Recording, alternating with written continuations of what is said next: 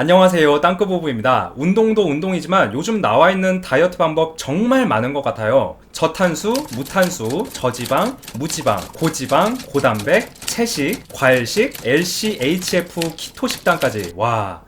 그리고 1일 1식, 1일 2식부터 시작해서 간헐적 단식까지. 정말 저희 부부도 이 중에 대부분을 시도해보고 최근에는 간헐적 단식까지 해보고 있는데 그 중엔 좋은 것도 있었어요. 장단점도 명확하지만 아직까진 이게 딱 정답이다 라고 말할 수 있는 건 여전히 찾는 중입니다. 사실 했다가 스트레스만 받고 더 찐 적도 많아요. 살 빠지는 건 단순히 들어오는 칼로리 대비 나가는 칼로리가 많을 때, 적게 먹고 많이 움직일 때 빠진다곤 하지만 실제로 또 해보면 그게 말처럼 쉬운 건 아니죠. 그래서 오늘은 선택조차 지쳐버리고 시간이 지나도 안 빠지고 찌기만 했던 분들을 위해 준비해 보았습니다. 오늘 말씀드리는 건 무조건 아이돌처럼 완벽한 몸매, 이상적인 몸매를 만들자 하는 게 아니라 다이어트를 적어도 하는데 살이 안 빠진다 라고 하시는 분들을 위한 겁니다. 우리가 하고 있는 다이어트 흔한 실수 4가지, 살이 안 빠진다면 이걸 꼭 체크해 보세요.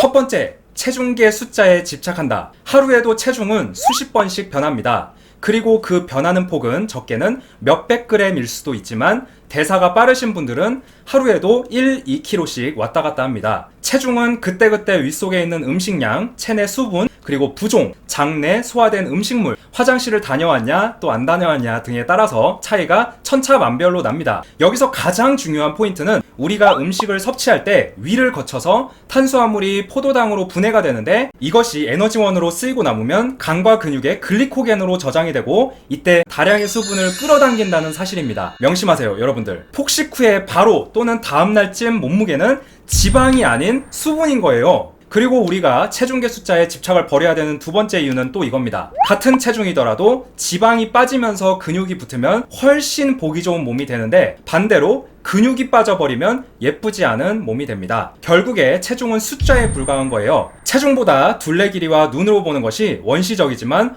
훨씬 더 정확합니다. 매일 아침 소변을 보고 난 후 거울 앞에 서서 줄자로 배나 팔, 다리, 둘레 길이를 측정하시고 사진을 찍어서 기록을 남겨보세요. 그리고 옷을 입었을 때 핏이 좋으면 그게 훨씬 더 체중보다 정확한 겁니다. 꼭 명심하세요. 지금 현재도 살이 빠지고 있는 건데 느끼지 못하는 걸 수도 있어요. 체중계 숫자가 안 내려간다고 너무 상심하지 마시고 꾸준히 하시다 보면 변화는 한순간에 찾아옵니다. 두 번째, 너무 적게만 먹는다. 살 빼는 건 장작불에 비유할 수 있어요. 장작불을 뗄 때 나무나 땔감을 넣어주지 않으면 불이 꺼져버리는 것처럼 다이어트 할 때 음식을 섭취하지 않으면 우리 몸의 장작불, 즉 신진대사가 떨어져서 체지방 연소를 멈춥니다. 적게 먹으면 며칠간은 살이 빠지는 듯 보이지만 그건 아까 말씀드린 대로 일시적으로 수분이 빠진 거고 계속 적게만 먹으면 우리 몸과 호르몬은 비상사태를 선포하고 대사가 낮아져서 지방 연소를 멈추고 적게 먹으면 그걸 다 지방으로만 저장하려고 합니다.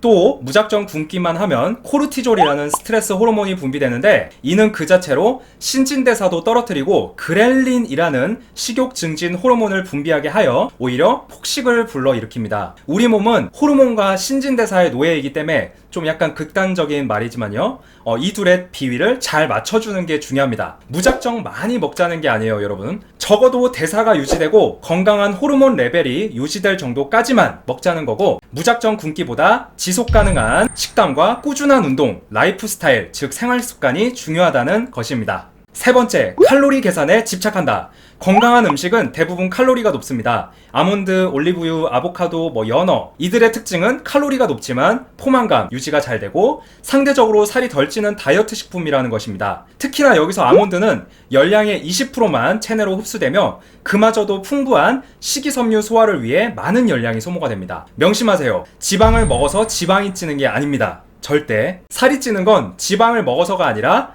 과도한 탄수화물, 특히나 당 섭취가 결국엔 살이 찌게 만드는 거예요. 그 예로 중국 대부분의 음식들은 기름에 볶아서 먹지만 비만율이 적고 마찬가지로 유럽도 기름진 음식 많이 먹고 올리브유를 많이 섭취하지만 비만율이 적은 편이에요. 꼭 명심하세요. 칼로리는 숫자일 뿐입니다. 미국 식품의약처 FDA에는 칼로리 표기 시 최대 20% 오차를 허용하기에 100kcal라고 적혀 있어도 그게 사실은 80인지 120인지 알 수가 없습니다. 가끔 나쁜 기업들은 영양 성분표에 1 1회 제공량을 적게 표기하는 마케팅 트릭을 사용하면서 저희 같은 소비자들을 현혹시키기도 합니다. 식품 칼로리 외에도 운동을 할 때에도 칼로리는 개인의 체중, 신진대사, 실내 온도, 동작의 가동 범위와 근육 사용도에 따라 천차만별로 달라지기도 합니다. 결론적으로 칼로리는 참고 용도일 뿐 우리는 칼로리보다도 무엇을 어떻게 먹는지에 더 중점을 두고 우리 몸의 신체 전반적인 반응, 그리고 대사,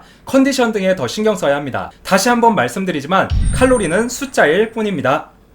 네 번째, 비현실적인 목표를 세우고 한 번에 여러 가지를 시도한다. 댓글로 가끔 2주에 10kg를 빼려면 어떻게 해야 할까요? 라고 여쭤보시는 분들이 있습니다. 저는 그러면 10kg 정도는 2달 정도로 좀 더 길게 보세요 라고 답글을 써드립니다. 여유 없는 지속 가능한 다이어트를 위해서는 한 주에 1kg 정도가 적당합니다. 비현실적인 목표를 세우는 건 실패를 염두에 두고 다이어트 하는 것과 같아요. 사실 우리의 다이어트 기준은 요즘 수많은 자극적인 비포 애프터 광고들로 인해 은근슬쩍 높아져 오고 있습니다. 물론 2주 10kg가 가능할 수도 있습니다. 하지만 건강을 잃게 되고 더 나아가 우리 몸의 호르몬 비상사태를 불러일으켜 모든 지방 세포 하나하나가 지방을 태우는 게 아니라 지방을 보유하려고 하고 축적하게 만들 겁니다. 이런 비현실적인 목표 설정과 더불어 우리가 하는 다이어트 흔한 실수 중 하나는 여러 가지를 한 번에 시도한다는 겁니다. 운동량 늘리기, 식단 조절하기, 물 많이 마시기,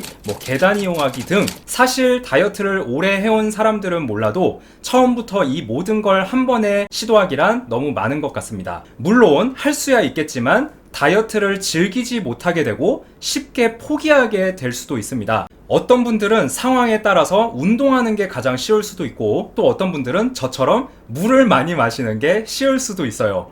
이는 사람마다 각자 다른 겁니다. 차근차근 한 가지씩 해보시고 자신에게 맞는 방법을 찾아서 그 하나의 행동이 습관이 되고 그 습관이 인생이 될 때까지 다이어트에 여유를 가져보세요. 사실 그건 우리 생각보다 조금 더 오래 걸릴 수도 있습니다. 하지만 그때까지 포기하지 마시고 꼭 몇 킬로를 감량을 할 거다 보다도 그 다이어트 여정 그 자체를 즐기면서 한번 해보세요. 지금까지 우리가 하고 있는 다이어트 흔한 실수 4가지를 알아봤습니다.